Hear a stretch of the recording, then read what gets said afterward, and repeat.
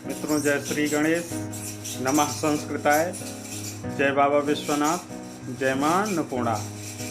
आज के इस वीडियो में हम लेकर आए हैं यजुर्वेदीय ब्राह्मण ग्रंथ एवं सामवेदीय ब्राह्मण ग्रंथों का विस्तृत विवेचन। तो आइए शुरू करते हैं इस वीडियो को। हमारे इस वीडियो को लाइक करें, शेयर करें, कमेंट करें और यदि आप चैनल पर नए आए हैं तो चैनल को सब्सक्राइब कर लें, बेल आइकन को प्रेस कर दें, ऑल नोटिफिकेशन को सिलेक्ट कर दें, जिससे कि अन्य वीडियो के नोटिफिकेशन आपको प्राप्त होते रहें यूजीसी नेट JRF। यजुर्वेदीय ब्राह्मण ग्रंथ शतपथ ब्राह्मण। शतपथ ब्राह्मण शुक्ल यजुर्वेद की माध्यान्दिनी तथा कर्ण दोनों शाखाओं पर उपलब्ध होता है। इसकी प्रथम शाखा के अंतर्गत 100 अध्याय तथा 14 कांड हैं, जबकि द्वितीय शाखा के अंतर्गत 104 अध्याय तथा 7 कांड हैं। इन दोनों में माध्यान्दिन शाखा ही प्रचलित है। 100 अध्याय होने के कारण ही इसका नाम शतपथ पड़ा। इसके रचयिता ऋषि याज्ञवल्क्य माने जाते हैं। माध्यान्दिन शाखा के पहले 9 कांड तो वाजसैनीय संहिता के पहले 18 अध्याय पर टीका मात्र हैं। 9 कांड बाद के 5 कांडों से अधिक प्राचीन हैं। इसमें याज्ञवल्क्य को गुरु के रूप में प्रतिष्ठित किया गया है। 6 से 9 कांड तक अग्निष्टोम का वर्णन है। इन कांडों में दूसरे आचार्य सांडिल्य का नाम प्राप्त होता है। यही आचार्य सांडिल्य अग्नि रहस्य के उपदेशक हैं। 11 से 13 कांड तक उपनयन, स्वाध्याय, अंत्येष्टि संबंधी विषयों का वर्णन है। इसके अतिरिक्त अश्वमेध, पुरुषमेध आदि यज्ञों का वर्णन प्राप्त होता है। 14वें अध्याय में प्रवर्ग अर्थात संन्यास लेने का वर्णन है। इस कांड के अंत में बृहदारण्यक उपनिषद है।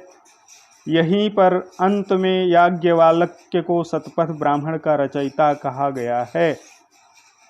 आख्यान की दृष्टि से भी यह ब्राह्मण अत्यधिक महत्वपूर्ण है। इसमें पुरुरवा, उर्वशी, दुष्यंत, शकुंतला, जलप्लवन, वाणी, सोम तथा वशिष्ठ, विश्वामित्र संबंधी आख्यान प्राप्त होते हैं। महाकवि कालिदास ने इसी ब्राह्मण में प्राप्त पुरुरवा, उर्वशी तथा दुष्यंत, शकुंतला से प्राप्त आख्यान पर क्रमशः विक्रमो उर्वशीयम तथा अभिज्ञान शाकुंतलम 2 नाटकों की रचना की। शतपथ ब्राह्मण में जलप्लवन अर्थात मनु मत्स्य ने, जिसे मनु ने बड़े प्यार से पाला पोसा तथा मनु की रक्षा की, यह कथा इसी रूप में आवेस्ता तथा बाइबिल में भी प्राप्त होती है। शतपथ ब्राह्मण में सर्वप्रथम आसुरी, कुरुपति, जनमेजय तथा जनक उपाधिकारी राजाओं का उल्लेख मिलता है।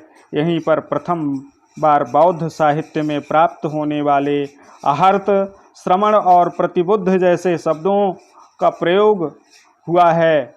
शतपथ ब्राह्मण को सभी ब्राह्मणों में शिरोमणि स्वीकार किया गया है। तैत्तरीय ब्राह्मण, यह कृष्ण यजुर्वेद से संबंधित है। यह 3 कांडों में विभक्त। प्रथम कांड में अग्न्याधान, वाजपेय, सोम, राजसूय आदि का वर्णन है। द्वितीय कांड में सौत्रायणी, वैश्यसौ आदि का तथा तृतीय कांड में नक्षत्रेष्ठि प्रधान रूप से वर्णित है।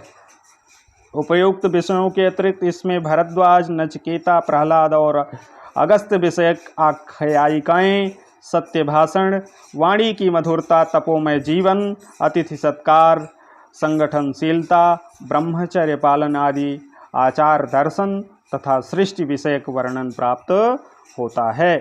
सामवेदीय ब्राह्मण ग्रंथ पंचविंश ब्राह्मण, इसको तांड्य, प्रौढ़ और महाब्राह्मण भी कहते हैं। इसमें 25 अध्याय हैं एवं इसका प्रमुख विषय सोमयाग है।